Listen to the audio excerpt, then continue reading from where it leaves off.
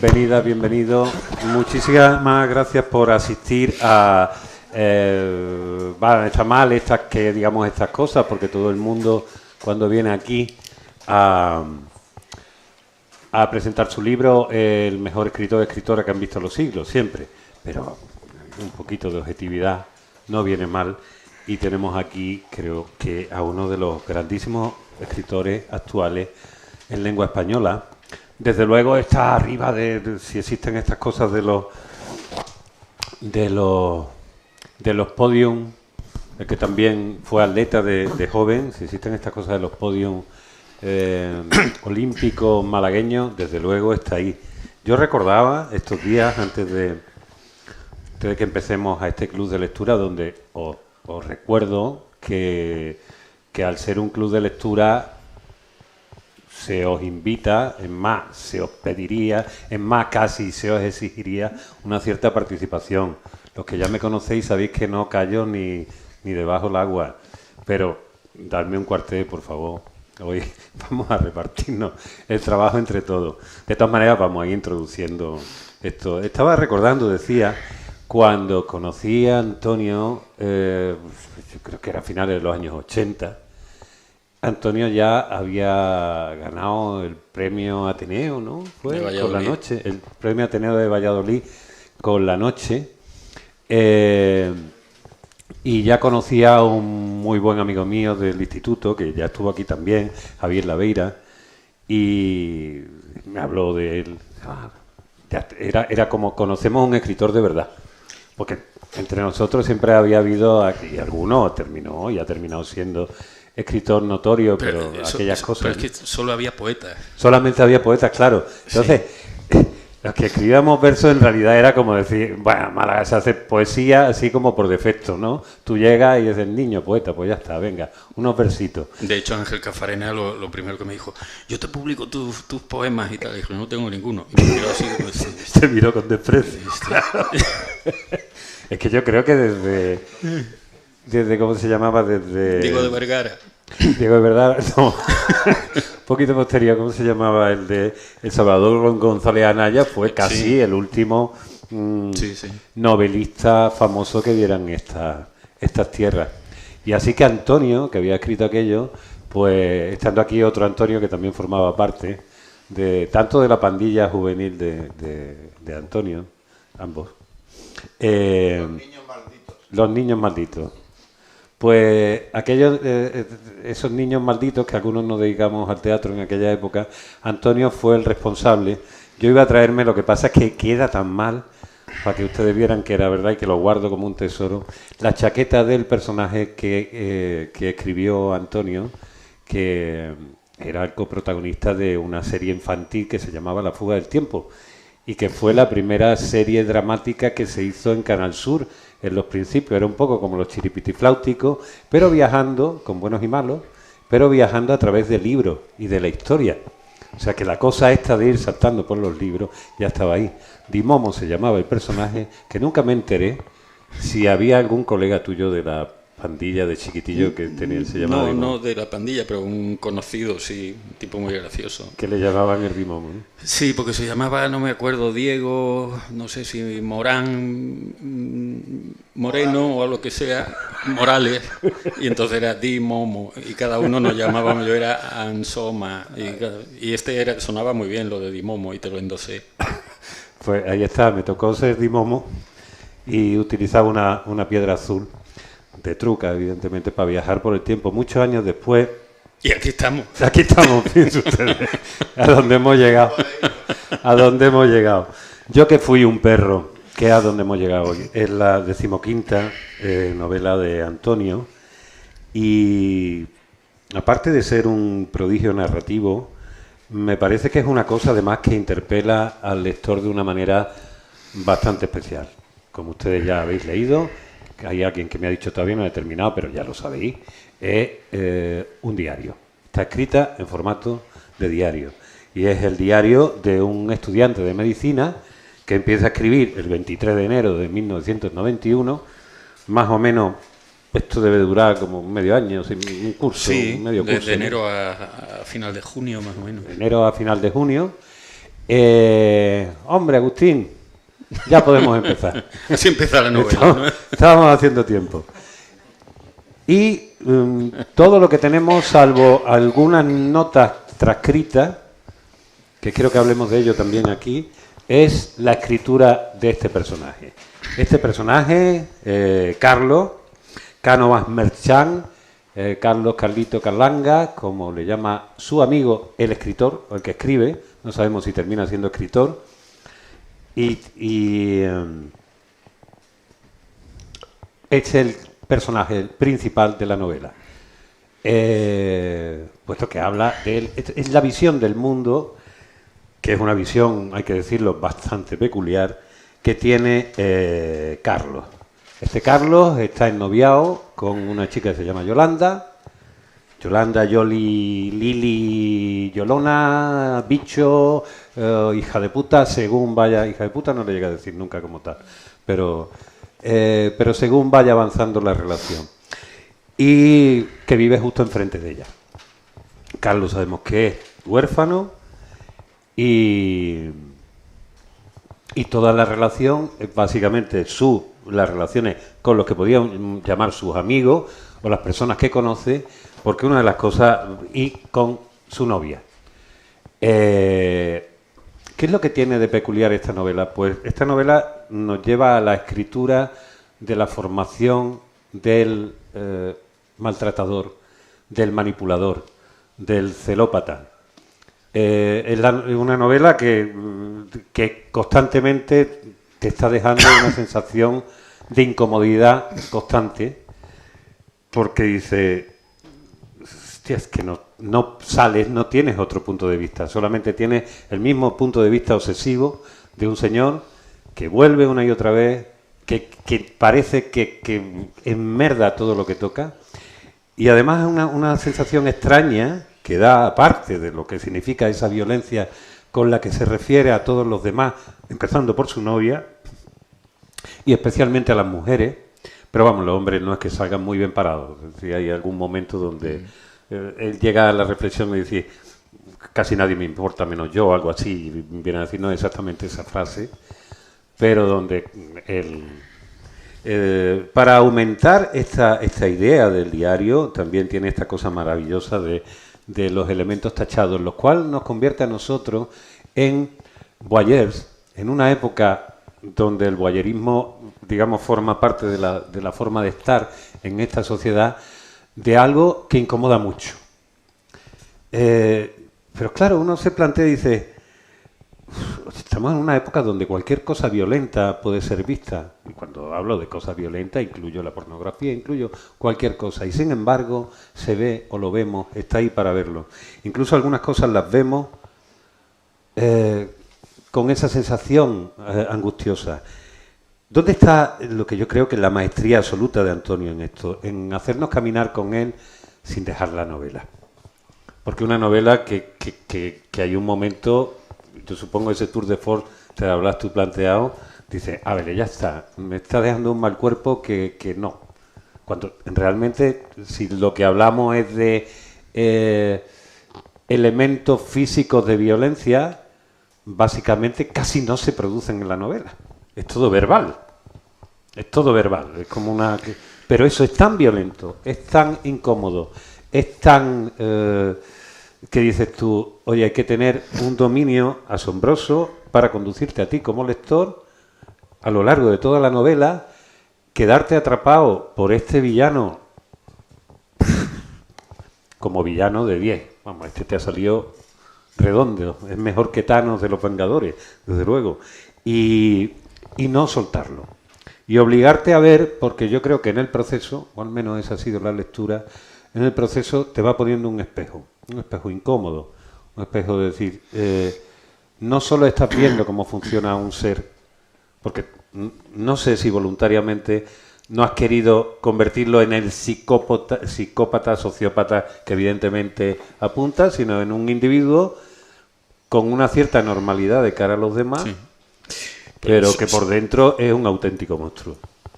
Bueno, el sociópata no, Porque un sociópata, pues no sé, un sociópata es un tipo que prende fuego a los bosques, que está en contra de la sociedad, que hace cosas sin una diana concreta, ¿no?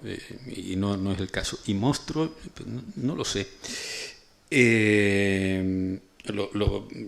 Una anécdota, lo de las tachaduras, evidentemente tiene que ver con varias cosas, pero fundamentalmente con lo que se escribe y luego uno se arrepiente, las palabras se las lleva el viento, lo que queda escrito todavía tiene una cierta permanencia y corresponde a un desbordamiento, podríamos llamar, del personaje. Y que tiene que ver, si luego hablamos con el árbol de la ciencia, el diario que ahí aparece y tal, y como anécdota digo que yo no sé aquí si ha ocurrido, pero en alguna otra librería me han dicho que han ido con el ejemplar a devolverlo porque el mío viene estropeado. Y lo que decías de monstruo, yo no lo creo así. Y es curioso, viendo la cosa desde un punto de vista sociológico, que no es lo que a mí me interesa, ni mucho menos. A mí me interesaba crear un personaje a partir de un germen pequeño, que sí, luego lo hablamos, que fueron unas cuantas cuartillas, y crear un personaje, crear un mundo visto a través de la retina de este personaje. Pero desde un punto de vista sociológico, ahora, hablando con algunas personas, con algunos lectores, me encuentro con estas palabras. Es un maltratador, un monstruo, o como tú has dicho, un sociópata, violencia. Claro. Y el otro día en una presentación a la presentadora le dije, pero vamos a ver, ¿qué entiendes tú por violencia? Porque aquí se supone que una parte de los que nos acompañan han leído la novela, pero en ese caso no, en una presentación en otra ciudad y tal, y el violento y la violencia, bueno, las personas que están aquí van a pensar que es un tipo que va dando sopapos y mamporros a todo. No, en absoluto. Ahora se habla de violencia, pero yo creo que es una subversión del lenguaje. Alguien puede estar diciéndole a la chica, no te pongas esa camisa que se te ve el sujetador, y ahora ya se está diciendo es un violento. Claro. Bajo mi punto de vista, o por lo menos bajo el punto de vista de alguien nacido en Calle Mármoles hace unos 60 y tantos años, eso no es violencia. Violencia es si le da un sopapo. Claro. Entonces, esa violencia soterrada a mí sí me interesa, o esa posibilidad de que la cosa estalle, a mí sí me interesa, pero me interesa en esta novela y me ha interesado en otras. Por ejemplo, una historia violenta, que por cierto mucha gente me dijo, no la leo, no la voy a comprar, no la voy a leer porque habla de niños y violencia. No hay violencia, pero está la posibilidad de un estallido, como cuando va a estallar una tormenta, sobrevolando el relato. Y mal cuerpo, no, a mí no me dejó mal cuerpo escribir esta novela, pero porque eso yo creo que corresponde a sensaciones muy peculiares que uno tiene en el proceso de escritura, y que necesariamente no tienen que ver con el asunto. Por ejemplo, pongo las tres últimas novelas, que serían Sur, Sacramento y esta. Hombre, para Sacramento, evidentemente. Sur, por la complejidad que tiene de estructura, de 200 y pico personajes, que no los conté yo, pero contó un periodista y salían como 220 o así. Y la combinación de todas esas acciones simultáneas en un mismo espacio temporal y tal, pues parece que tenía que ser un dolor de cabeza permanente. Pues para mí me iba cada mañana a trabajar como quien va a la feria, encantado, y me lo pasé muy bien y me divertía. Y Sacramento, que técnicamente, bueno, pues parece más llevadera, en vez de ir a la feria me parece que cada mañana iba a misa, claro. Y además de rodillas. ¿Y por qué? Pues no me gustaba el ambiente en el que se me desenvolvía el personaje, ese mundo cerrado. No sé si porque además me tenía que someter a un código, aunque no era la primera vez, que era el atenerme a unos hechos históricos. Es decir, la ficción ahí estaba muy constreñida, no había espacio para volar. Y en este caso no, en este caso era pura ficción. El personaje visto en la época en la que yo encontré esas cuartillas. Es más o menos contemporáneo de cuando estaban escritas esas. Yo me imagino que sí, pero sí. Cuando yo encontré eso fue en el año 91 y lo guardé, entre otros folios y tal. ¿Y tú lo dejaste allí y sí, te olvidaste y después un día aparecieron? No aparecieron, sino que voluntariamente hace un par de años, o cuando empezara a escribir esto, dije, oye, ¿habré conservado eso después de tantas mudanzas y tantos cambios de vida y tal? Y efectivamente ahí estaban como unas cuantas hojas manuscritas. Y el personaje en la época, pues yo creo que lo podríamos haber tomado por un chico especial, un poco raro, celoso. Y a mí lo que me interesaba era construir un mundo interno del personaje y mantener la fórmula del diario. Me parecía que era un tanto arriesgado técnicamente porque, como tú has dicho, el resto de los personajes iban a estar vistos según su mirada. Por tanto, muy subjetiva, porque una novela, aunque esté escrita en primera persona, técnicamente permite al escritor, salirse de ese corsé y situar al resto de los personajes, las atmósferas y todo esto, pero aquí no. Aquí él está hablando de cómo es su madre, de cómo es su novia, de cómo son sus amigos, y te lo tienes que creer o no, porque y el riesgo está en eso, que el lector empieza a no creerse lo que él dice, empieza a distanciarse de él. Y la cosa es que no se distancia hasta el punto de que abandone el libro, ¿no? Sino que se meta en ese circuito mental que él tiene y lo sigue. Que le darán su merecido en algún momento también. Oye, yo quería preguntarte en esto, antes que estábamos hablando de ese origen común que tiene que ver con la ficción y con la creación de personajes, tú como escritor haces lo que te dicen los actores, haces un poco el proceso que suelen decir los actores. Estoy preparando a este personaje, me meto y soy el personaje durante un tiempo. ¿Cómo llevas esa historia? Porque para tener una verosimilitud, de decir, aquí está hablando una persona, y además una persona muy peculiar. Es decir, tú tienes que crear, como un actor, tienes que meterte en personaje. ¿Cómo lo construyes eso? Bueno, la cocina. Sí, la cocina que se pueda contar. No, se puede contar todo, porque yo creo que los modelos no son extrapolables. Cada uno, si estuviera aquí nuestro amigo Garriga, diría todo lo contrario que yo. Claro. Y hace novelas magníficas, ¿no?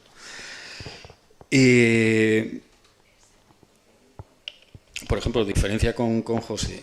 Él dice que empieza a escribir las novelas a partir de una pulsión, de una serie de imágenes y tal, y empieza a escribir sin saber muy bien dónde va. Yo hago ese proceso sin escribir una sola palabra, pero yo creo que es por pereza o economía de medios o lo que sea, porque a veces he iniciado ese trabajo mentalmente y he llegado a un callejón sin salida. Entonces me he ahorrado escribir 30, 40, 50 páginas para nada, ¿no? Entonces, normalmente mientras estoy escribiendo una novela estoy pensando en la siguiente, dándole vueltas, más que meterme en los personajes, que también es construir la historia mentalmente, la estructura de la novela, que sea una estructura novedosa para mí, no un calco de algo que ya haya hecho. Y aunque en algún caso se me ha quedado como el germen de una segunda parte, pero eso es otra cuestión. Y es cierto que hay algo de trabajo de actor en esto, porque es meterte en la piel de otro personaje, en este caso uno, pero también en el de la novia, en el de la madre, o en el de otros amigos. Y tener un poco la capacidad empática para ponerte a discurrir como gente que no piensa como tú. Claro. Y con gente que es diferente, que es mejor que tú o que es peor que tú, pero con personajes que son diferentes.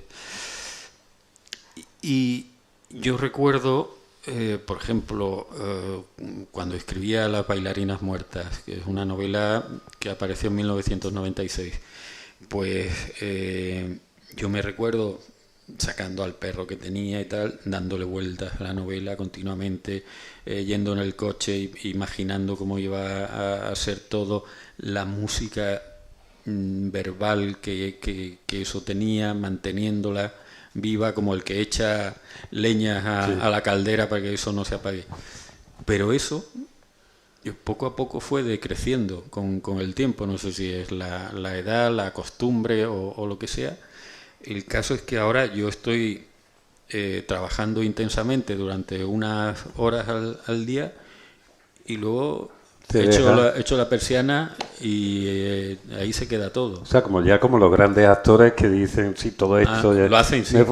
Lo hacen y lo dicen y lo cuentan y dicen, oiga, yo ya... Yo tengo que ir a mi casa. Yo me tengo que ir a mi casa y no puedo llevarme aquí a más B o al Destripador por la noche, porque no pueden aguantar ya Nicholson con la sierra en la cama. Es un poco desagradable. A veces se te ocurre algo y lo anotas o lo que sea, o lo añades, pero normalmente no. Normalmente cierro el ordenador y hasta el día siguiente. Hay un elemento que has mencionado y que después pensaba que tiene que ver, digamos, con lo que te pone a ti como escritor. Evidentemente tu profesión es la de escritor, pero es una profesión que ha venido sobrevenida a partir de una pasión, de una... Sí.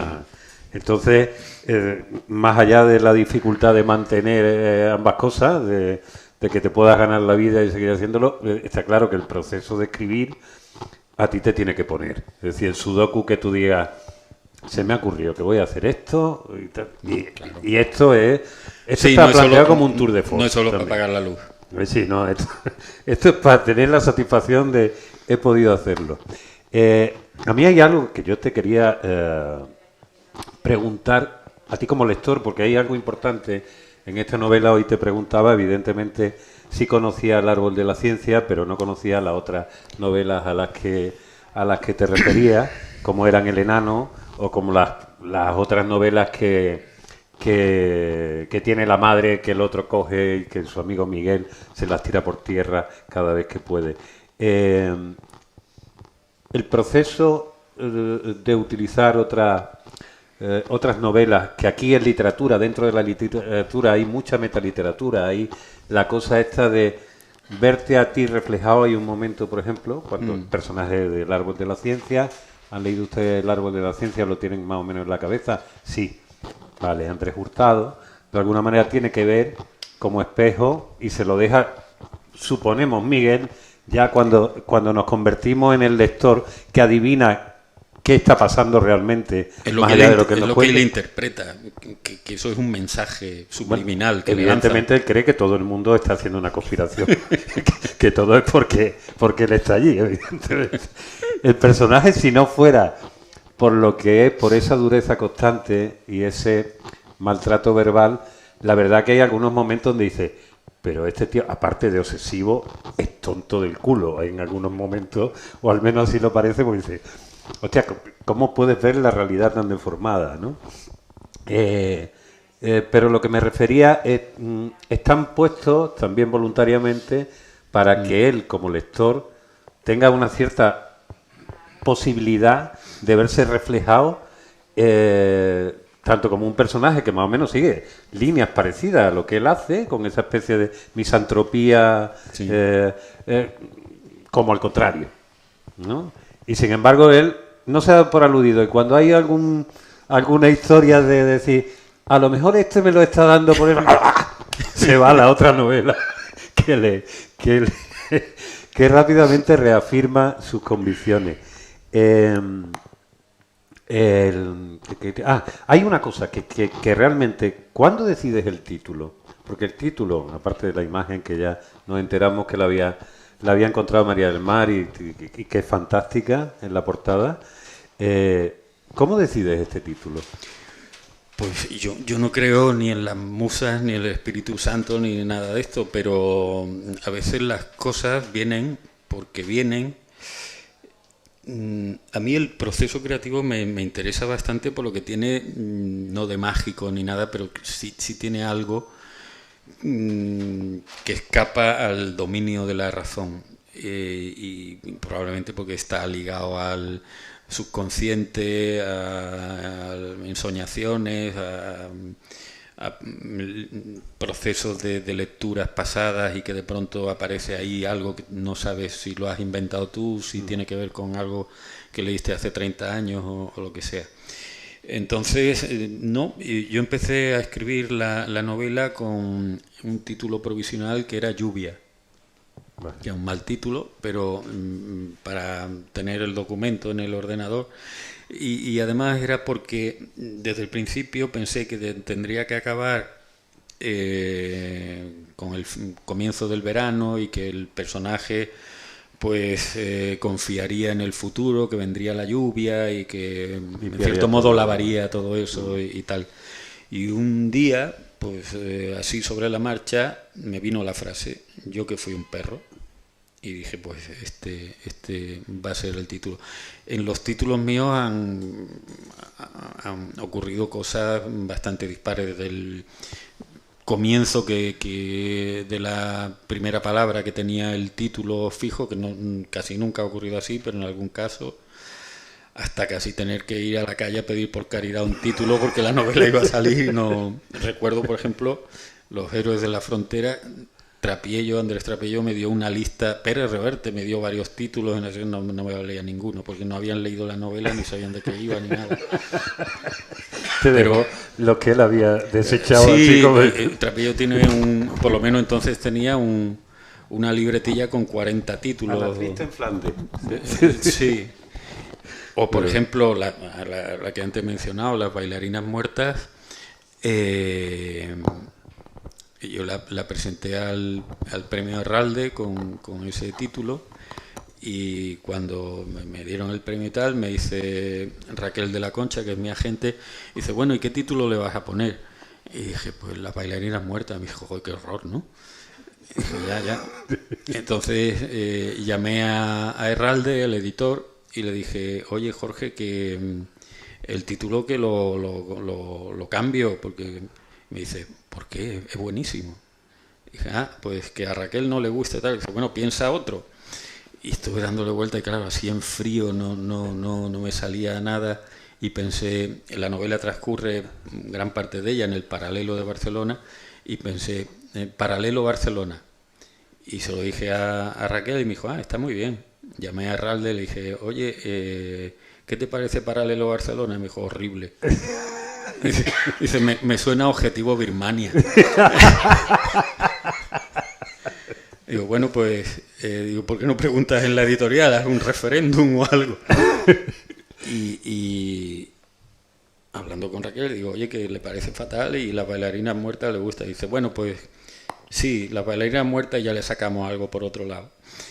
Y me imagino que se refería a dinero, porque no fue, pero bueno. Y llamo a Herralde y digo, oye, Jorge, me dice, concedido, paralelo Barcelona. Es que yo te llamaba para decirte que era Las bailarinas muertas. Al final de la conversación colgué, el libro iba a salir ya. Y no sabía ni cómo iba. Y ya no me a enteré llamarse. bien cómo iba a salir. Menos mal que fue como fue. Con eso te digo que, en fin, han pasado cosas bastante curiosas, ¿no?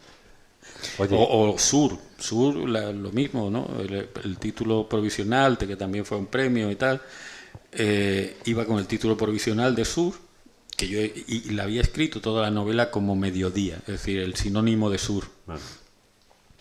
Y cuando me llaman por la noche y tal, me dicen, no, y tal, y mañana tienes que venir a Madrid, rueda de prensa, no sé cuánto y tal.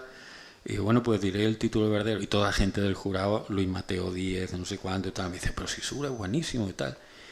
Y pensé, bueno, ahora me vi delante de los periodistas diciendo, no, la novela Mediodía es una novela que transcurre en un día, pero que entonces dije, esto va a ser un batiburrillo, y opté por Sur, pero también fue así un cambalache. Oye, me gustaría que vosotros hablaréis, porque si no, esto al final de Club de Lectura no tiene nada, no tiene un pimiento. Así que, ¿quién ha leído la novela de los que estáis aquí?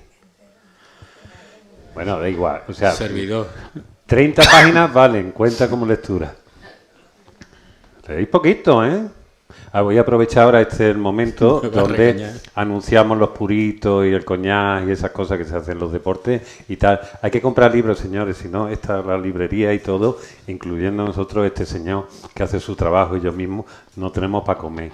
Y este señor también, que tiene lo suyo. Yo sé, no está bonito, a él le toca hablar de la parte artística, creativa, y yo les recuerdo a ustedes que vivimos de esto. Bueno, ha terminado ya el momento, pero quédenselo en la cabeza. No se vayan y sin comprar un libro, no me sean chungos, que esto tiene que durar. Te ha faltado decir mejor eso que delinquir. Exactamente. Bueno, esto es una forma de delincuencia también, ya no juvenil. sé. Juvenil. Ustedes mismos, los que hayan leído la novela, quiero escuchar cuerpos que se le hayan quedado a ustedes. ¿Cómo la sitúan? ¿Les parece un texto interesante, menor, brillante? ¿Qué? Brillante, bien, venga, Tica. Siempre tiene que ser ella. Le voy 9,5 tienes esta semana. Bueno, muy brillante. Di tu nombre, anda. Brillante porque yo es que creo que el estilo que tiene Antonio siempre me lleva a la lectura de sus novelas, pero además lo digo, se lo he dicho muchas veces a él, es que no me importan los argumentos como el estilo. O sea, cuando estoy leyéndolo, siempre me da como una ráfaga y digo, este tío, ¿cómo escribe así? ¿Sabes? Porque además son frases cortas, es un estilo muy impresionista eso, frases cortas y el subconsciente, que a lo mejor otro, de una forma normal, hubiéramos puesto 2 puntos, no sé, no, él... frases nominales, ¿no? Sustantivos potentes, además que rápidamente es como si que te dan un bofetón, ¿no? Al lector, que no pierde un ápice del interés. Por lo menos es el efecto que consigue conmigo, ¿no? O sea, que yo lo leo me leí todo, lo he leído todo, lo suyo, pero que no es por pasión, porque bueno, Antonio lo conozco relativamente desde hace poco, ¿no? Que no porque sea tu amigo. No, somos de la misma generación y tal, pero no coincidimos en los ambientes. Y entonces lo leí todo, pero es que vuelvo a leer esto y a mí Sacramento me encantó y este me está gustando mucho. Al principio el personaje no me resultaba tan repulsivo. Fíjate, me parecía un pobre chaval. Un tontorrón, ¿no? De esto que está perdido y que, bueno, también, por eso le pasa, como me he movido mucho con los adolescentes, pues lo veía igual, ¿no? Un idiota, bueno, pero un idiota no, un chaval que está perdido, simplemente. ¿Tú qué te dedicas a eso? Eso me interesa. ¿Crees que refleja, bueno, que te has dedicado muchos años, que refleja realmente la forma de hablar, de pensar, Total, y además... yo creo que cuando Antonio ha dicho, para mí sería eso de decir, no te pongas esta blusa, yo no lo veo como él, yo no lo veo como él, yo lo veo como un maltrato, porque... Claro, no, he dicho que no es violencia. No es violencia, no, pero yo lo veo como violencia psíquica. Es que bueno, yo también me muevo también, tú sabes, ¿no? Con una mente femenina reivindicativa y tal, ¿no? Y entonces, claro, las palabras tienen mucha resonancia ideológica, ¿no? Y claro, la violencia no es solamente un bofetón, muchas veces un bofetón no es ni siquiera violencia, es un impulso que te ha llevado mal hecho, pero lo que mina realmente son las palabras y son eso que va suavito y te hace muchísimo daño, ¿no? Entonces yo a las chicas pues la veo como muchas mujeres, ¿no? Muchas jóvenes, que yo he tenido también esas alumnas dependientes totalmente ¿no? Que se obnubilan con el chico, que son dependientes de ellos, pero luego se rebelan, pero no son capaces. Yo que no he llegado hasta el final, por eso no sé si han roto, si ha sido capaz de romper con él y nada, ¿no? Pero bueno, me encanta. No sabemos realmente cómo piensa la chica, lo único que sabemos es cómo él cree que piensa en cada momento. Sí, bueno, pero por lo que hace algo se deduce de ella, claro. Bueno, que yo me estoy Pues, quedé leyendo siguiendo, esta tarde, porque siguiendo- ayer tarde me leí 100 páginas y no me podía ni acostar, pero digo, no me ha dado tiempo de leerlo entero. Hijo. Ya, ¿no? A ver. Pues siguiendo lo que el tono de Héctor, Dios se lo pague, ¿no? No, Dios te lo pague, no. Al revés, te lo tengo, ¿sabes? Nosotros No, te lo pero agradecemos. me parece muy interesante lo que dices y yo es por donde quería ir al escribir la novela. Y por eso te decía que, hombre, que monstruo. Porque yo he oído a muchísimos hombres hablar como habla él. habla Sí, él. sí, sí, sí. Pero ahora, antes, y no te Antes, digo ya durante, ¿verdad? en ambientes cargados de testosterona como el ejército o algo de esto, ¿no? Donde eso era suavísimo, porque estaba asumido que ese control formaba parte del cariño que se tenía a la otra persona. Y tampoco es alguien que va por la vida de rositas. La cita primera es: a nadie le desearía ser yo, ¿no? Es una persona que sufre, que está atormentada porque no tiene control de lo que está ocurriendo a su alrededor, y está frustrado porque no tiene ese control. Y esto lo hemos visto muchas veces, y el caso de chicas que están pues eso, entusiasmadas con uno y que cuando lo conoce de verdad se quiere despegar y no Después lo consigue. no sabe de qué manera hacerlo, claro. ¿No? Empiezan a hacer lo que en ciclismo se llama hacer la goma, ¿no? Sí. Que te quedas, vuelve. Además viven uno enfrente del otro, que eso también es Claro. otra. Es la Pero idea es una- del observador, el observado, que parece que es una vigilancia como en una película de estas que están en la trinchera y hay un soldado enfrente del otro. No, si ahora estuve pensando cuando lo iba a escribir, si lo situaba en el momento que encontré esos papeles o si lo situaba ahora, porque daba lo mismo, pero sí cambiaba un poco la forma de control. Ahora están las redes sociales, WhatsApp, no sé cuánto, y te lo tenía que haber introducido todo eso. Como me parecía anecdótico. Y por otro lado, lo que decía, ¿no? El chico está atormentado y además sufre por los celos que son presentes, retroactivos y casi futuros, ¿no? En ese sentido es un tipo, no quiero decir que eso sea estupendo ni nada, pero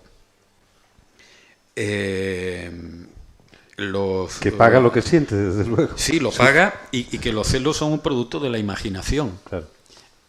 Lo mismo que el miedo, eso son productos de la imaginación. Es pensar en algo que no tienes constancia de que ha sucedido, que tú te estás inventando y que te atormenta. De hecho es terrible esa descripción que hace a medida que digamos que... Porque además es alguien que a mí me llamó un poco al principio cuando se refiere unos elementos que aparecen una y otra vez. La maceta con las pilistras, que nosotros llamamos pilistras.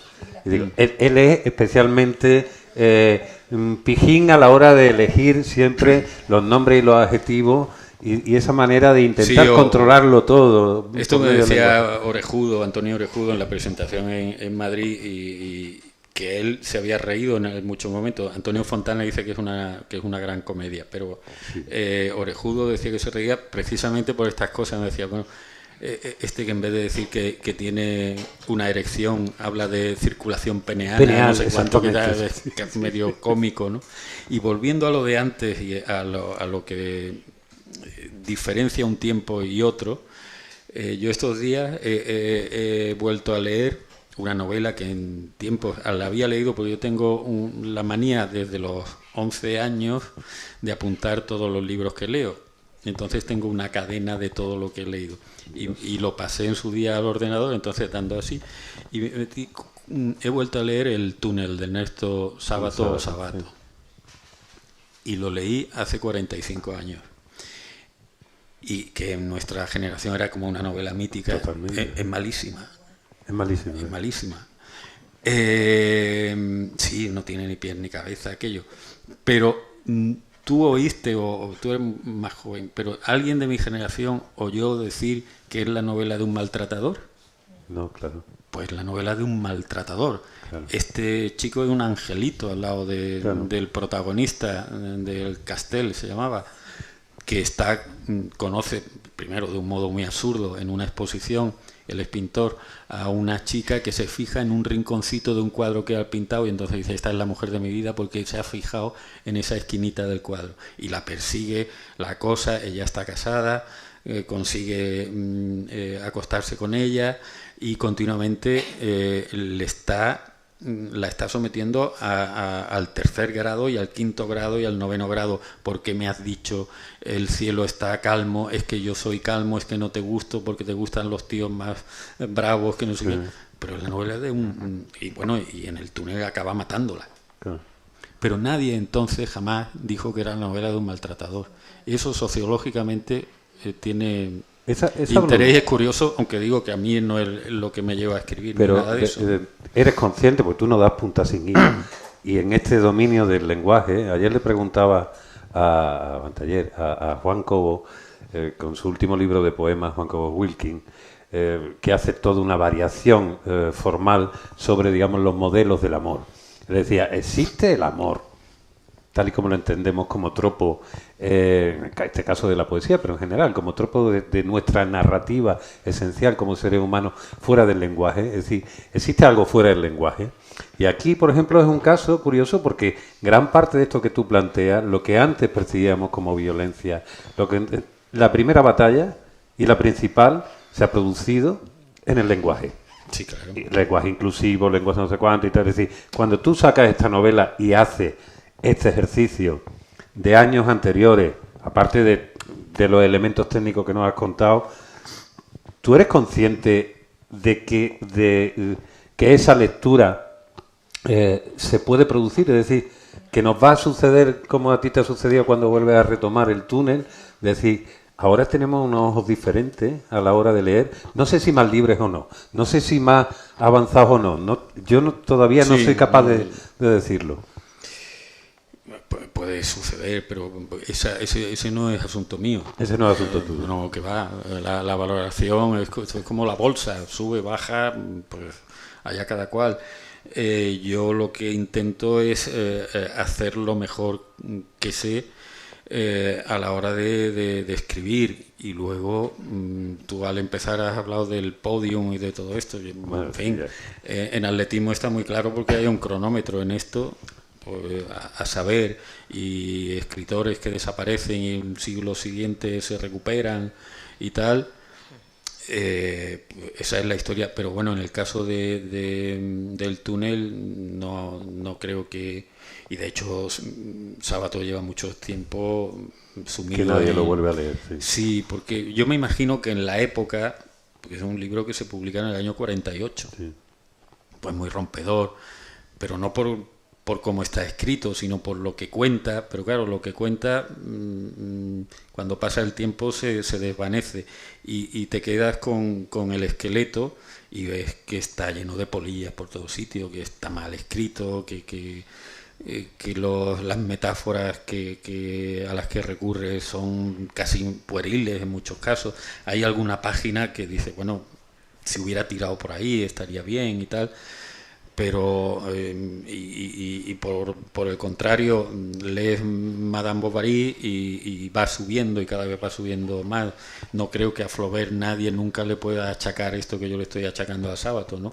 Porque se esmeró muchísimo y a conciencia de que esa arquitectura fuera muy, muy sólida. Entonces, pues me imagino como las catedrales y las iglesias que hacen con escayola y con mucha filigrana, pero que en cuanto vienen 4 temporales y 25 años, pues aquello te da grima un poco de verlo, ¿no? Hay una cosa, no te quiero meter un berenjenal, pero vamos, si tú... Ahora, perdona, no, la cuestión es saber si uno es capaz de hacer catedrales o por lo menos iglesitas románicas que aguanten el tiempo. Sí, por ¿no? lo menos tienes que ser consciente de lo que eres capaz de hacer, básicamente, ¿no? De cuáles son las... O tu determinación a hacerlo y a no darlo por bueno cuando tú dices, bueno, esto ya se mantiene, venga, que se lo lleve el editor y que allí le echen un ojo y no sé cuánto y lo sacamos y a otra cosa. ¿Tú habrías novelas tuyas ahora visto que tú dirías, la voy a quitar? ¿O crees que te sostienen el paso del peor lector, digamos, el más duro, que debe ser tú contigo mismo, ¿no? Y en la editorial Galaxia hemos llegado al acuerdo de sacar una novedad y recuperar una novela del pasado. Ajá. Hasta ahora a las que he recurrido han aguantado. Por ejemplo, La Noche, que tú hablabas, que es del año 86, sí la he leído varias veces porque ha tenido reediciones y tal, y para mí aguanta perfectamente. Mejor que alguna de las posteriores. Y hay una que no lo sé, pero porque no la he vuelto a leer desde que se publicó en el año 93, que con esa tendría dudas, que se titula Modelo de Pasión.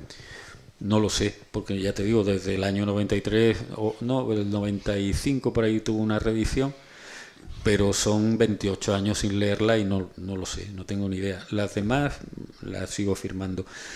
El nombre que ahora digo, que se publicó en el 99 y que para muchas personas es la novela que más les gusta y tal, cuando la ha recuperado Galaxia sí que le di un buen meneo porque había cosas que no me gustaban cuando salió en su momento, y sí la he dado por buena con una corrección severa.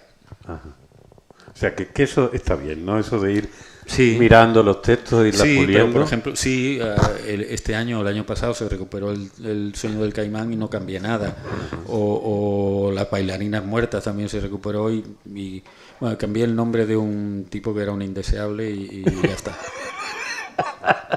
Tú no vas a salir más en mis novelas. Sigues utilizando los colegas y los metes en las novelas disfrazados con sus propios nombres. Sí. Eso ya es la marca. Bueno, perdona, yo quería hacer 2 preguntas. Claro. Primera, si puedo preguntar, porque yo no he leído el libro, lo acabo de comprar. No importa, claro que puedes preguntar. Y quería preguntar si tiene algo de autobiográfico. Pues me imagino que sí, como todo. Yo creo que aunque se escriba ciencia ficción, pues siempre hay una parte de tu mirada al mundo.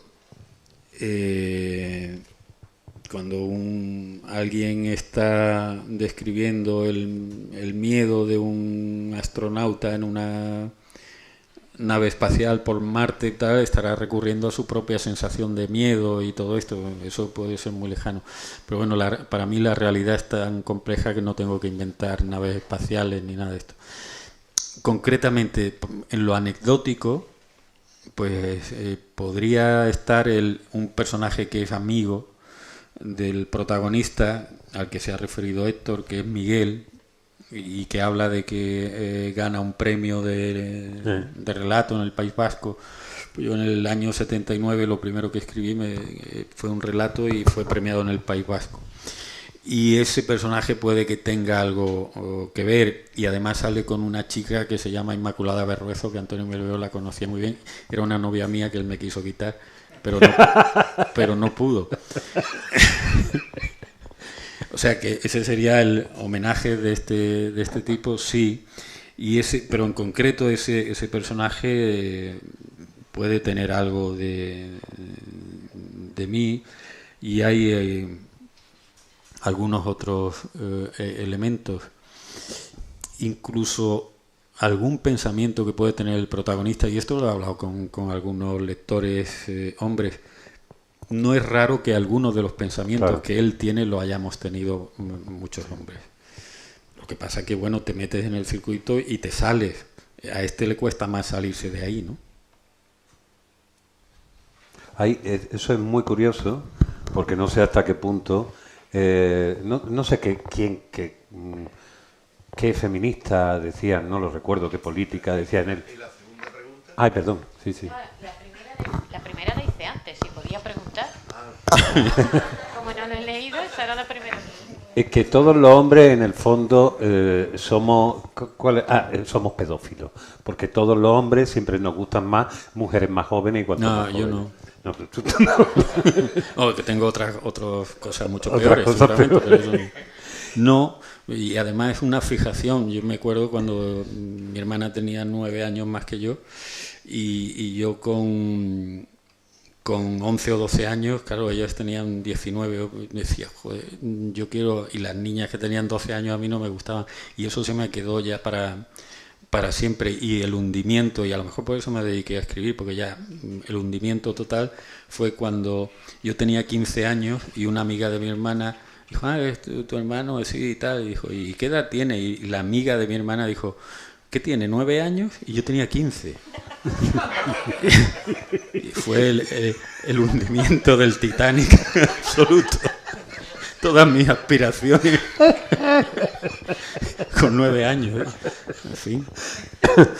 Pero sí hay una reflexión muy interesante en todo esto, como tú bien dices, hay pensamientos que tú como hombre, que yo creo que hay una cosa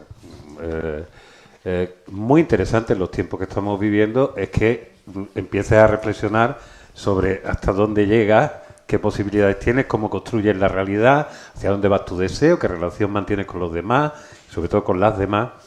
Y claro, hay elementos que evidentemente a todo el mundo en algún momento se le han pasado por la imaginación, sobre todo si en esa especie de discurso interior. Y cuando eres muy joven. Y cuando eres muy joven, evidentemente. Y piensas que la otra tiene más experiencia que tú y te han querido mejor que yo, te han querido más que yo estoy por debajo. Básicamente un chavalín inseguro que intenta mantener el control por encima de todo y que no se permite ninguna emoción, ni siquiera, o sea, la descripción del deseo y todos los actos sexuales es de una represión, ¿no? Represión absoluta, de una tristeza completa, de decir, pero es que este hombre que no folle más, por Dios, porque es que lo pasa cada vez peor. Lo tiene, peor. Lo tiene que es pagar. Peor que un cura, vamos. No, pero tiene sí, pero y eso algunos que hemos vivido la represión lo hemos oído, ¿no? Tiene, claro, biológicamente la pulsión, el deseo, y luego cuando consigue satisfacerlo, el placer, viene la penitencia, lo tiene que pagar, y su gran choque mental es cuando ve a la novia, el deseo que la chica esa tenga tanto deseo y a quién más habrá deseado y no sé cuánto y tal, llega al placer y no lo paga, no tiene penitencia ella, y eso a él le dice, pues no es muy decente. Sí, es bastante flipante. Pero eso no es extraño, por lo menos antes, no es demasiado extraño, ¿no? Sí, es una frívola, es una loca. Claro. Esto no se lo toma en serio. Señores, señora, que pregunten. Venga, Temi, que lo conocimos el otro día. Vino por primera vez y ya está repitiendo. Director de cine, también.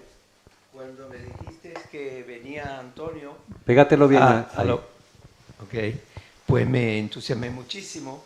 Antonio, yo te contacté a ti hace más o menos 2 años por email. Yo soy Temístocles López y soy director de cine, y te contacté porque había pensado en que quizás se pudiese hacer una adaptación de Sur como película, pero cuando la empecé a leer de verdad, o sea, y vi las dimensiones, pues me di cuenta que era materialmente imposible.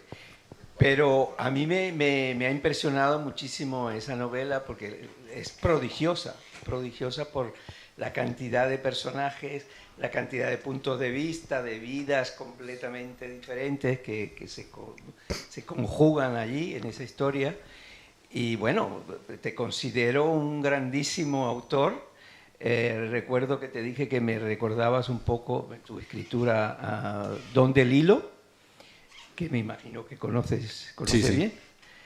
Y nada, me encantaría conocerte un poquillo más y de pronto a ver si a lo mejor hay alguna idea que pudiésemos adaptar, si te interesa y tal. Pero bueno, nada, yo me quedé muy impresionado con Sur, de verdad. Es la única novela tuya que he leído, pero me parece monumental. O sea, digno de Balzac, a ese nivel de complejidad, de variedad de personajes, de vidas, de psiques, en fin, un gran autor, y me encantaría poder conocerte un poquillo más. si es posible, de alguna manera. Muchas gracias. Pues, Temi, ahora que estás diciéndolo, tú hiciste también la adaptación de tu propia novela del Camino de los Ingleses. ¿Cómo es eso de adaptarse? Porque además tú eres un gran amante del cine, un gran amante de la literatura, sabes que son dos lenguajes completamente distintos, aunque no lo parezcan. ¿Qué tal fue la experiencia de adaptarse a uno mismo? Y segundo, ¿hay alguna novela de las tuyas que tú dirías, porque ya conoces más o menos, que dirías, esto tiene una buena adaptación cinematográfica? Está aquí el productor y músico y todo de El Camino de los Ingleses. ¿Que cómo fue? Bueno, pues en principio me lo tomé como un regalo envenenado, porque no era algo que me entusiasmara mucho. Era como volver a la mili. Y si ya lo había escrito, y ahora hacerlo de otro modo. Pero bueno, una vez aceptada la cuestión, pensar básicamente en eso, que yo no tenía que hacer una prolongación de la novela, sino que la novela quedaba aparte, y que con el germen de la novela, con algunas de las cosas que aparecían en la novela, había que hacer otra cosa, sin perder el espíritu de la novela, pero básicamente era eso, el espíritu. Recuerdo que hice una lectura de la novela con rotulador de estos amarillos y arrancando páginas, y lo que no servía como materia para ser adaptada a un guión, y básicamente eso, entrar en otro lenguaje, y olvidarme de que era novelista y que en ese momento era guionista. Como tú has dicho, tenía experiencia para escribir guiones, y por eso Banderas y Antonio Melibeo me encomendaron la cuestión, porque conocía la técnica, el lenguaje, y ya está. ¿Y alguna posterior que aunque no fueras tú directamente? Porque hay gente que me dice, después de la experiencia, es mejor que uno no se adapte a sí mismo porque tiene demasiada cercanía. Tú te lo tomaste como otra... Sí, pero probablemente por esa división mental, ¿no? De soy novelista, soy guionista, aunque hace mucho que no escribo guiones ni nada de esto, pero saber que conocer ese mundo, y saber que no puede ser una película un calco de la novela, porque eso es imposible, porque además sería una muy mala película. Yo me imagino que, haciendo un paralelismo, tiene que ver con lo que sería una traducción literal de un idioma a otro, de un libro. Una traducción literal es mala. Aunque vayas palabra a palabra, al final el espíritu de la obra original se ha perdido en esa traducción literal. Hay que reinventar y desechar determinadas cosas. Es decir, para ser fiel, estrictamente fiel, hay que ser infiel. Claro. Y en el caso de la adaptación de la novela, fue exactamente eso. Desechar mucho de lo original e inventar otra cosa. Y en cuanto a que uno es el mejor o peor guionista, yo creo que es un mal adaptador si solo eres novelista y tienes una idea equivocada de lo que es el lenguaje cinematográfico. A mí mucha gente me dice, tu lenguaje es muy cinematográfico. Me parece un gran error. No tiene nada de cinematográfico, porque el lenguaje cinematográfico es mucho poder de con imagen. La generación de las imágenes visuales. Eso sí, pero a lo mejor porque yo a la hora de escribir situaciones las visualizo mentalmente, y probablemente eso queda ahí, pero mi lenguaje, por lo menos lo que pretendo, es que sea eminentemente literario. Otra cosa es que pueda dar lugar a que el lector lo vea, lo visualice del mismo modo que yo lo he visualizado o a su modo, o que sean origen para ser adaptados a otra cosa. Y lo que tú preguntas, si alguna de las posteriores, es algo que jamás me planteo. No pienso en eso nunca, no. Bastante trabajo tengo para hacer la novela, como estar pensando, ¿y esto cómo sería? Pues entonces, pues me metería guionista de cine. No, yo no, tú has dicho, soy un gran amante del cine y un gran amante de la literatura. Yo diría que doblemente amante de la literatura por encima del cine. Para mí el cine no es superior al lenguaje literario. El literario para mí es superior, aunque vivimos en el mundo de las imágenes, porque yo creo, y estaré equivocado, que el origen de la civilización humana es la palabra. Y la capacidad de abstracción y de inteligencia que tiene la palabra no la tiene una imagen, que es algo mucho más primario. Y por tanto me interesa más el lenguaje escrito que el otro. Y para concretar lo tuyo, hay alguna productora interesada en alguna otra cosa, pero yo en todo momento he dicho que yo no quiero hacer la mili otra vez. Estás hablando, sí, Antonio. Por alusiones. Sobre esta temática, como decía Alcántara, de alusiones también se vive.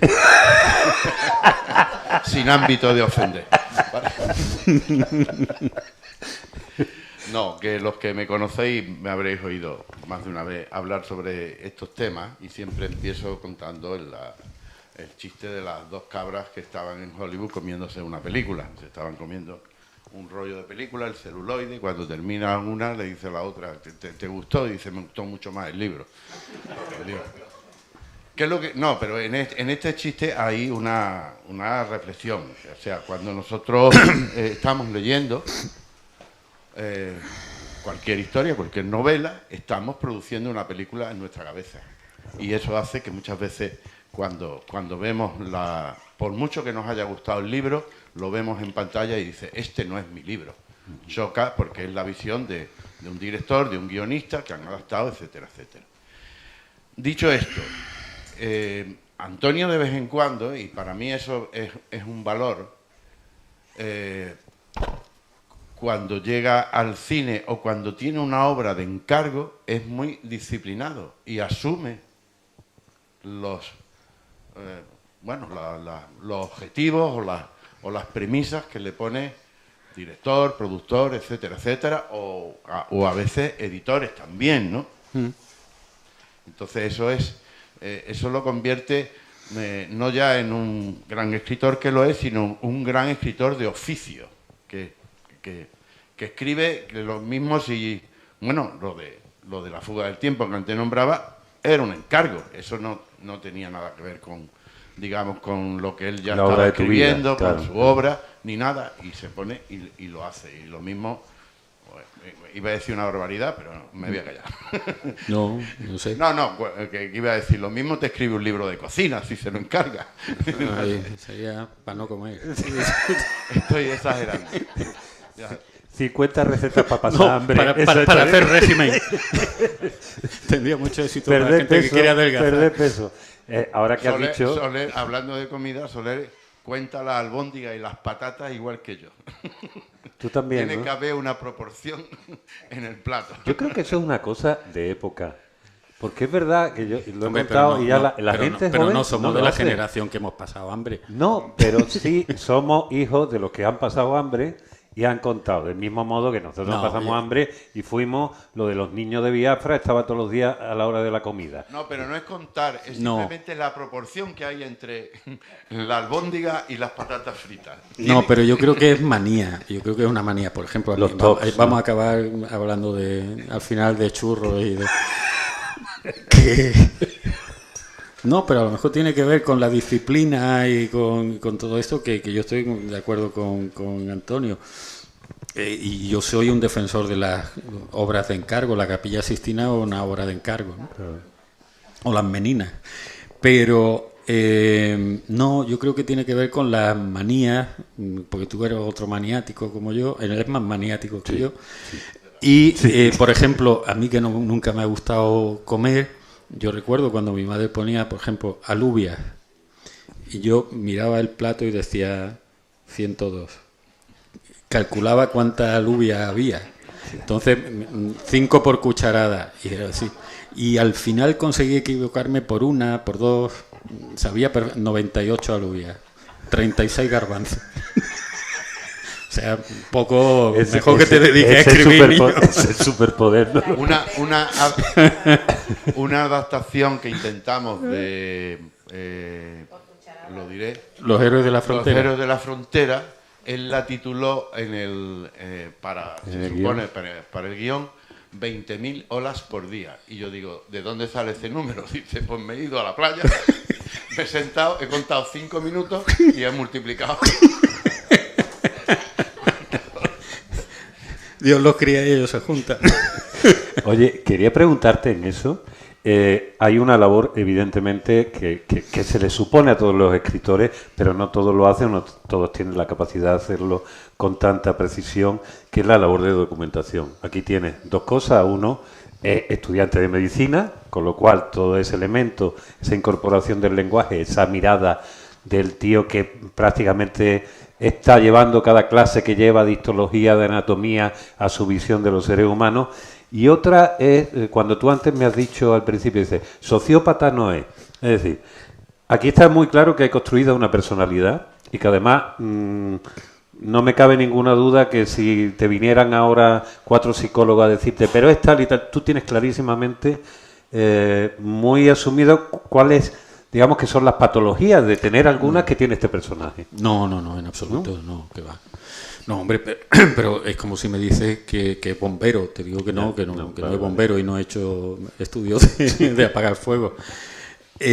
Porque, no se sube a una azotea y dispara a todo el que pasa indiscriminadamente, ni sale con un cuchillo a apuñalar a la gente. No, me parece que no es un sociópata.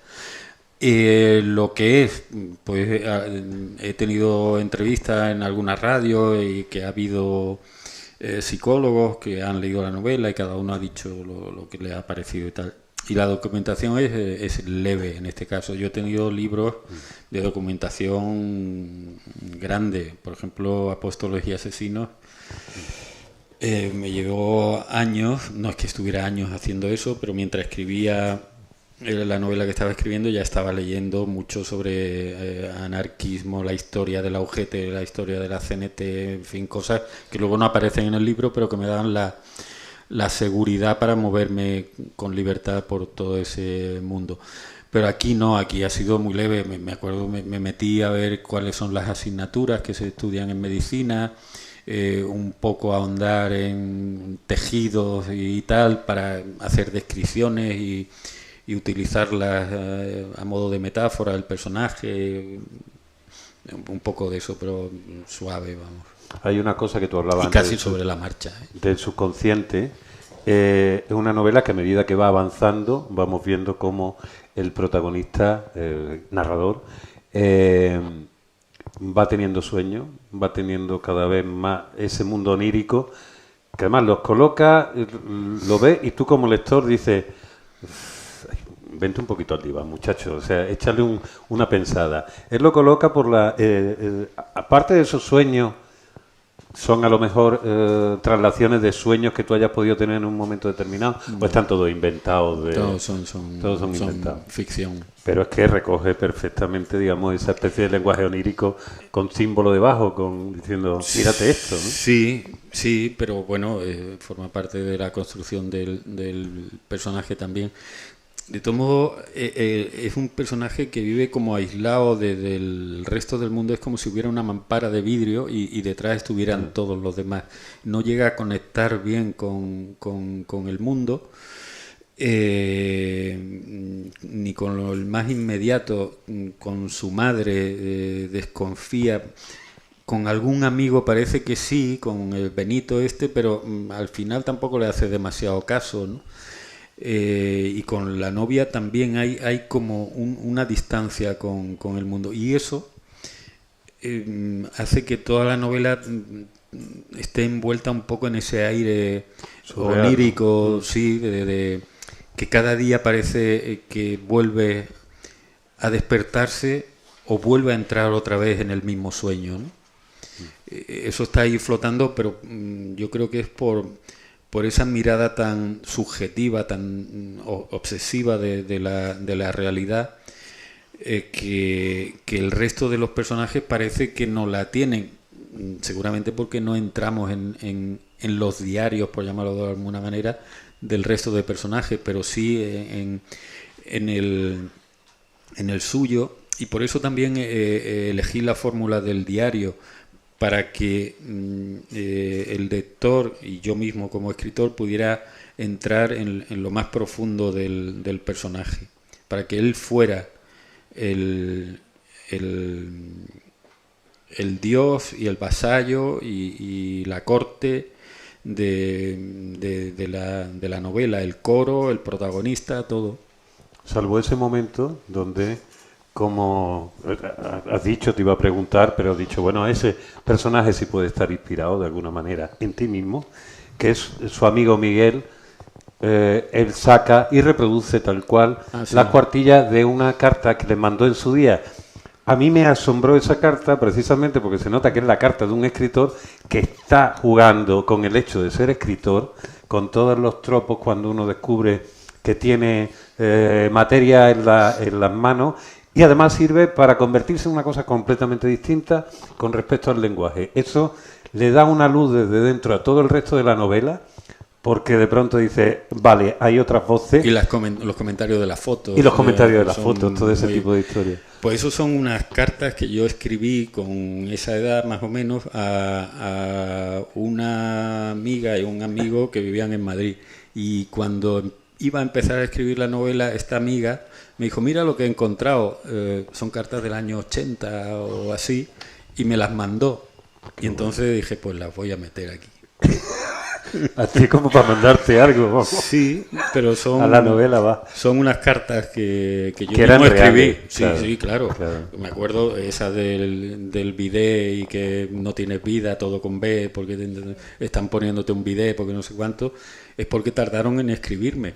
Y la respuesta fue, es que hemos estado muy ocupados porque no sé qué, ha habido obra en el cuarto de baño. Y dije, ah, sí, pues toma. Hay una cosa que a mí, como te lo iba a preguntar antes, pero vamos allí. Te dije cuando la presentación en el CAL, el alivio personal que me suponía, claro, yo tengo que presentar ahora casi constantemente el libro, y eso quiero que ustedes se pongan en mi lugar. Cuando una cosa, por mucho placer que te preocupes, se convierte en un trabajo todos los días, a veces... porque no todos los libros te producen el mismo placer. Esa es una de las cosas. Y una de las cosas es que ahora mismo se publican más libros probablemente que nunca. Por ahí, sí. Y sí, gracias, Tica, por eso. Y hay tal cantidad de cosas que dices, pero te lo podías haber ahorrado. ¿No tienes la sensación, Antonio, ahora que tú hablabas, creo como tú dices, que la literatura es superior al cine en general? Eso sí. Pero claro, ahora mismo hay tanto libro que dice, bueno, estos libros no se contabilizan como literatura. Hay un fenómeno extraño ahora, porque yo soy de los que creo que aprender a escribir, expresarse escribiendo, es una terapia magnífica que todo el mundo debe hacer. De hecho, el autor de esta novela no es un buen novelista como tal. Lo que pasa es que tiene esa energía, que eso, ahí es donde me parece el prodigio de esta novela, ¿no? ¿Qué haríamos? Porque creo que cada vez se lee menos y se publica más. No tengo ni idea. O se leen cosas que no alimentan, o no sé por qué, no sé qué. Sí, bueno, pero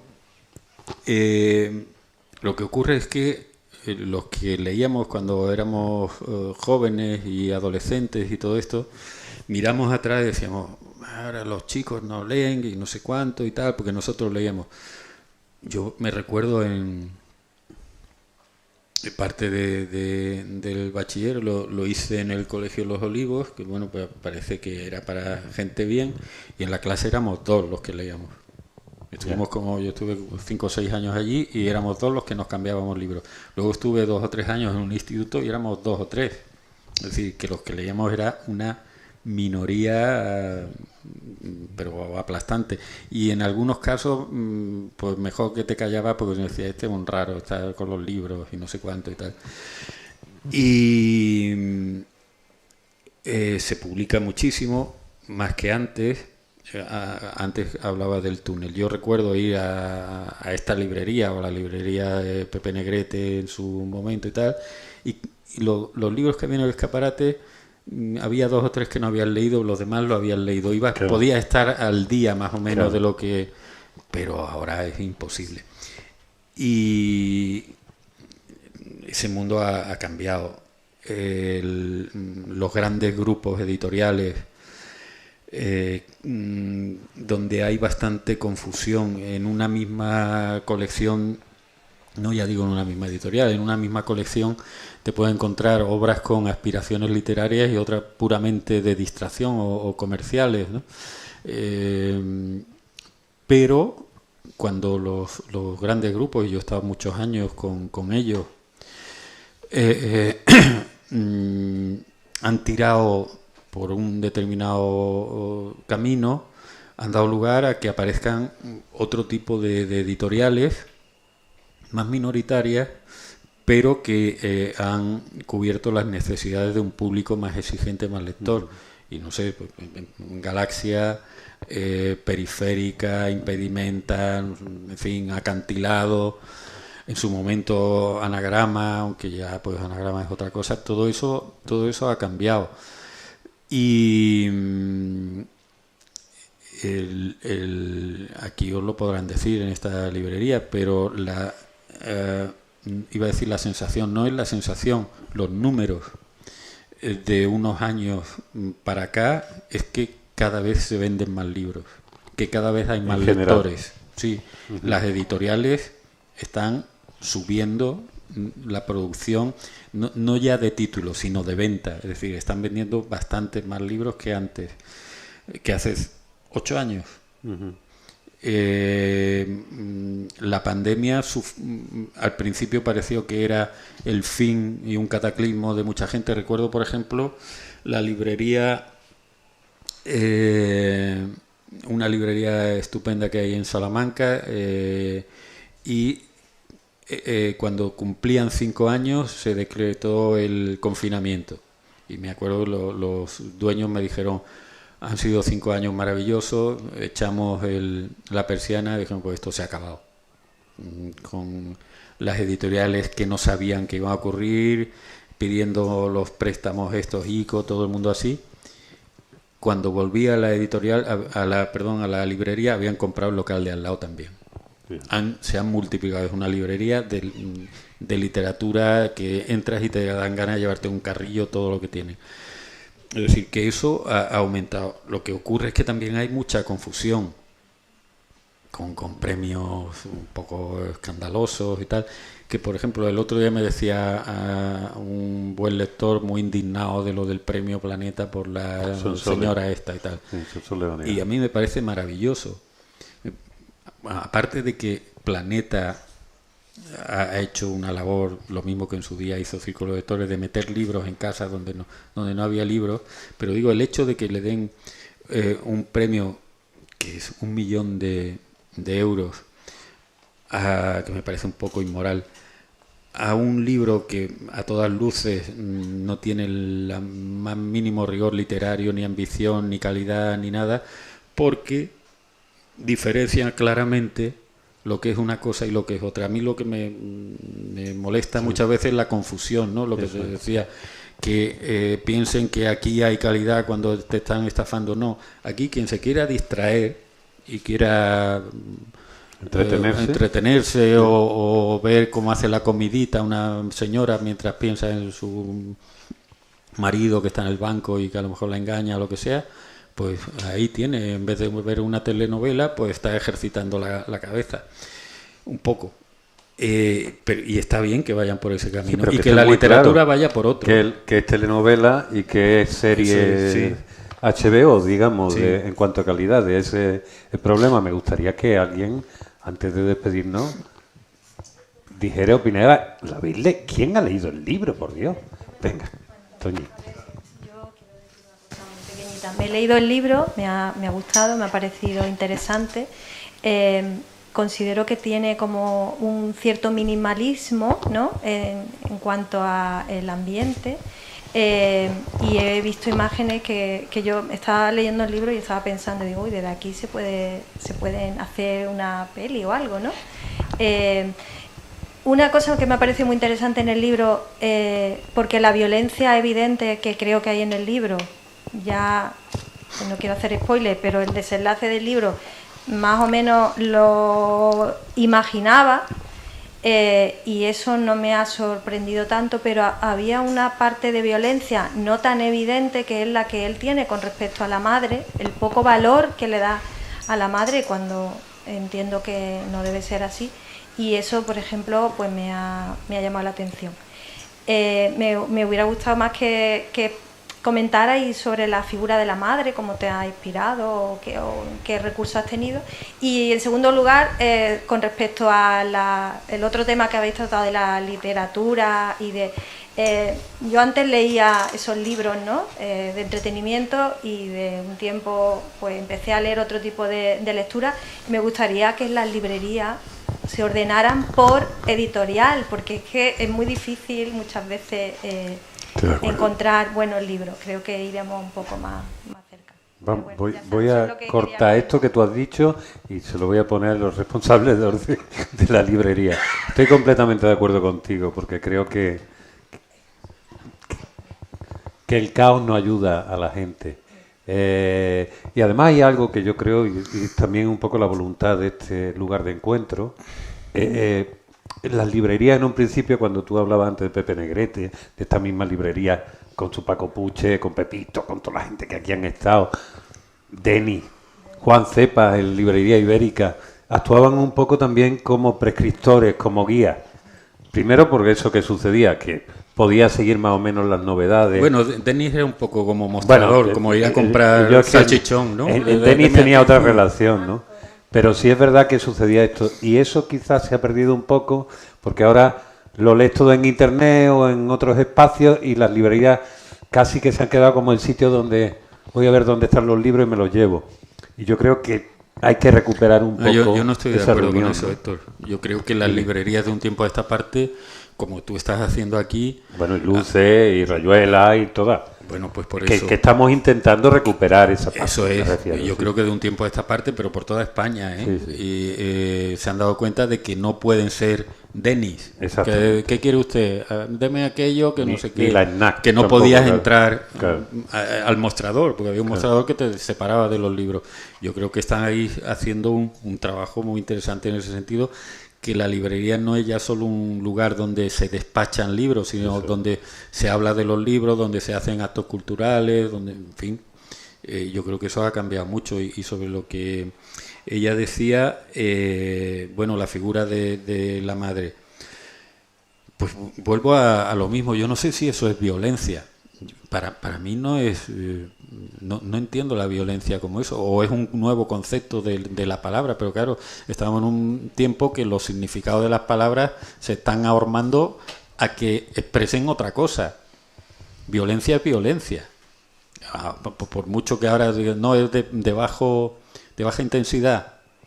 Bueno, de baja intensidad es si yo hago esto, estoy generando tensión en el público y estoy generando violencia. Creo que eso está en el límite, no sé, ni me importa tampoco demasiado, pero yo creo que está en el límite de lo políticamente correcto, de que va a un lado y a otro. Y a mí lo políticamente correcto me parece no solo que no es progresista, sino que me parece que es retrógrado, porque está mudando el significado de las palabras, no nos vamos a poder entender. Entonces cuando queramos expresar violencia, ¿qué tenemos que decir? ¿Cómo llamamos al acto violento? Es que la violencia no es solamente física. Claro. Hay una violencia psicológica y además puede ser pasiva. Ya por eso es una agresividad pasiva. No Eso tiene es otro por qué. Eso es agresividad, pero no violencia. Un acto violento de toda la vida se ha entendido como un acto físico. Un acto violento. es un acto físico. Que ahora lo queramos llamar de otro modo, bueno, nos adaptamos a eso. Bueno, tendríamos pero que ver exactamente la definición, pero desde luego para mí la violencia no es solamente física. Ya, bueno, pues eso ha armado el diccionario como colectivamente se está haciendo. Perdona, existe, como todos sabemos, que las palabras van cambiando, van añadiendo rasgos significativos a lo largo del tiempo, eso lo sabemos todos. Entonces, yo creo que esa palabra, que evidentemente lo que tú decías es verdad, la gente en nuestra época no decía que un acto violento es un acto violento. Pero con los cambios sociales, que también son cambios ideológicos y demás que se están llevando a cabo, pues se llevan a cabo a través de las palabras. Y tenemos mucho cuidado, y nosotros, sobre todo la gente, yo me acuerdo en el instituto, con mucho cuidadito, porque los niños, y compañeros míos con los que hemos tenido, incluso he tenido discusiones, ¿no? Pero eso, dicen, no, es que las palabras sirven a la idea, y eso es verdad. Por supuesto. Claro, sirven a la pero idea, eso no, y entonces, pero disculpa un segundo, cuando tú vas haciendo lo que hace el personaje, ¿no? Para hablar del libro, el personaje, de esa manera, él no es violento hacia la madre, evidentemente que no, o sea, no es una violencia, pero es, vamos a poner sinónimo parcial, maltrato psicológico, tampoco, no sé. Tampoco pues pasa en su cabeza. Yo como madre Bueno, me sentiría un poquito maltratada. puede ser. Si mi hijo pero estamos hablando de que no es violento con la madre. No es violento, pero es desagradable. Es mala educación, posiblemente. Sí, yo Bueno. no sé, lleva razón, que no son sinónimos perfectos, pero palabras que se aproximan. Fíjate, por ejemplo, Sí. personajes como el marido de la vecina, no sé si ha llegado ahí, que hay un momento que él se queda sin las llaves. Pero y- es cómico, ¿no? ¿Eh? Es cómico. Es cómico completamente, pero claramente nota que ese personaje que te está violentando con su lenguaje y con su manera de referirse a los demás, de pronto cuando llega allí, en un diálogo que él recoge con un tipo que está borracho, que está en cuanto, que lo trata, él mismo está percibiendo directamente, realmente, digamos, eso que tú estás llamando una actitud violenta. Los demás no olvidemos que estamos leyendo un diario de un señor que lo escribe en su cabeza y que después lo más que hace es no responder o ponerse tonto. Se ha caído la novela. Se nos cae. Es violento. Esta novela, esto es violento. Yo es que no me quisiera ya fuera de la violencia, todo esto, ¿sabes? Una cosa No, que yo quería- solo una cuestión sobre eso, que entonces habrá que inventar una palabra para la violencia. Y ya le llegará... Claro, porque si Casi significa siempre una cosa y las otra... palabras aunque tú, fíjate, tú haces siempre o con mucha frecuencia, pones palabras que te he dicho antes, ¿no? Frases nominales, que ya las palabras en sí mismas tienen muchas evocaciones, pero bueno, las palabras en sus contextos se aclaran el significado que tienen, que también es verdad. Bueno, perdonad, pero es que esto es una cosilla que me interesa también. Yo siempre en tus novelas percibo mucho lirismo. Como has Lirismo. empezado diciendo, lo de el que te preguntó que tú no escribes poesía, vale, pero eres muy lírico en esto, ¿no? En la novela. ¿Y eso intencionadamente o porque te sale? Me Se te sale... caen las manos. Sí, no... Tiene un movimiento pineano. Claro. Y le sale la circulación Porque de pronto poética. hay como una acción fuerte y tal, te va contando y hace plaf, y es como la poesía, ¿no? Cae en la cuenta. Y te pone ahí una frase que dice, oh, qué bonito. No sé, qué bonito, no, qué lírico.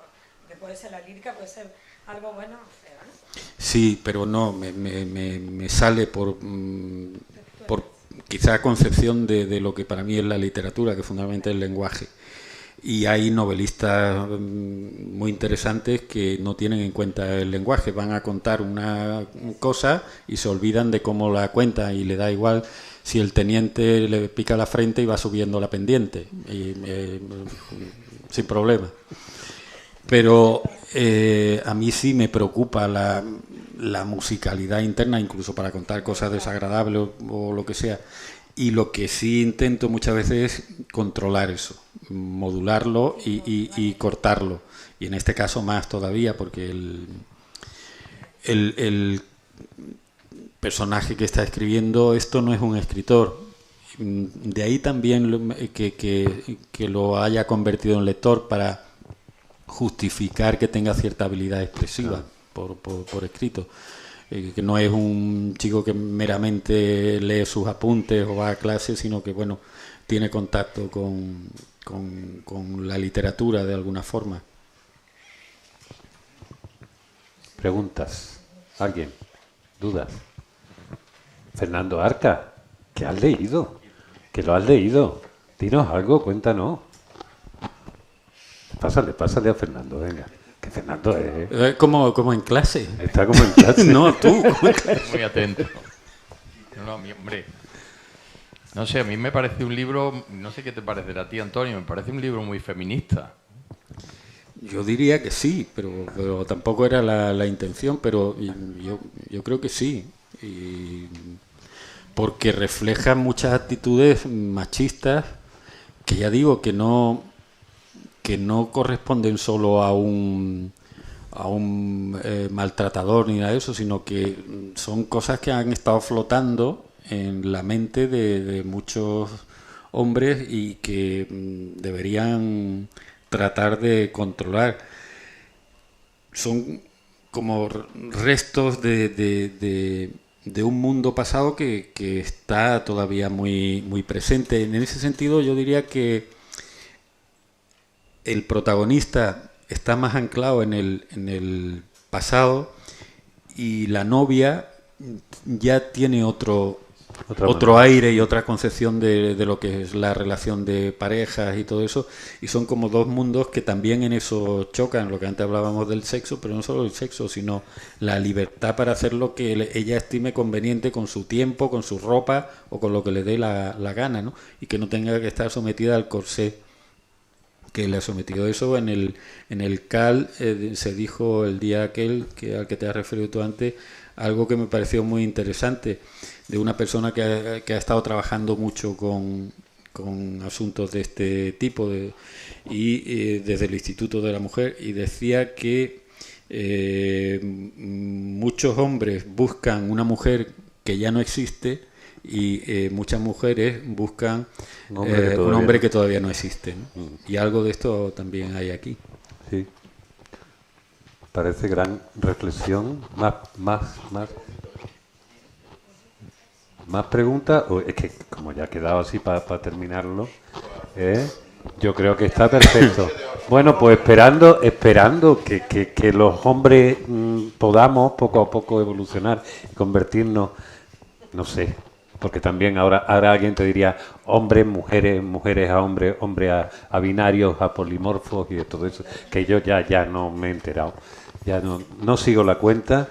No, pero también sobre lo que hablábamos antes de violencia y tal, no quiero volver sobre eso, pero quien se expresa del modo que yo lo he hecho, y esto me parece ciertamente peligroso, rápidamente te ponen la etiqueta de retrógrado, ¿no? Yo tengo una concepción del lenguaje y no creo que eso tenga que ver con pensamientos políticos, ni sociales, ni nada de esto, ¿no? Es atenerme a la expresión de palabras que normalmente han tenido un significado y que además dejarían huérfana a otras acciones, por lo que decía antes. ¿Cómo nos referimos entonces a un acto de los que antes se llamaban violencia? Habrá que inventar una palabra para alguien que le da un puñetazo a alguien. ¿No?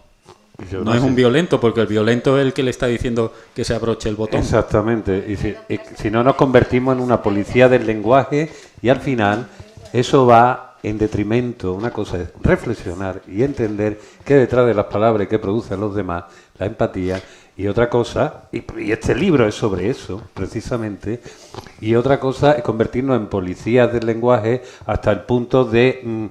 que de aquí para acá es multa, de aquí para acá, porque entonces la imaginación se va a la mierda. Y sobre todo tomar eso como algo progresista. Claro. Has hablado tú del Árbol de la Ciencia. Otra de las novelas recurrentes a las que él va es El Enano, que es una novela maravillosa de Parla Herbst. Le pregunté a un sueco si se pronunciaba así. Y ahora, ¿cómo se titularía? El enano no, la persona, el bajito claro. Tampoco, el que no es muy alto.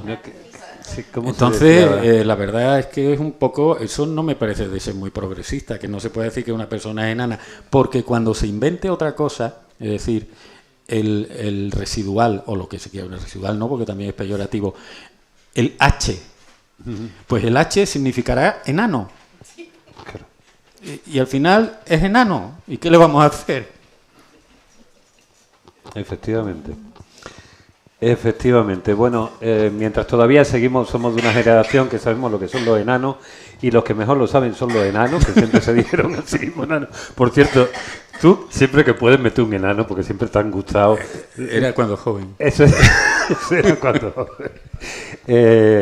nada, recordaros que el sábado tenemos aquí a Fernando Méndez Leite, al director de la Academia, del presidente de la Academia de Cine Español, con su primera novela, que recoge, eso será muy interesante si vieron ustedes esa película, recogen a un personaje de su única película largo, que El hombre de estrenó moda. Pedro Liniers, que era el hombre de moda. Directamente, la vi anoche, y es curioso, Sí.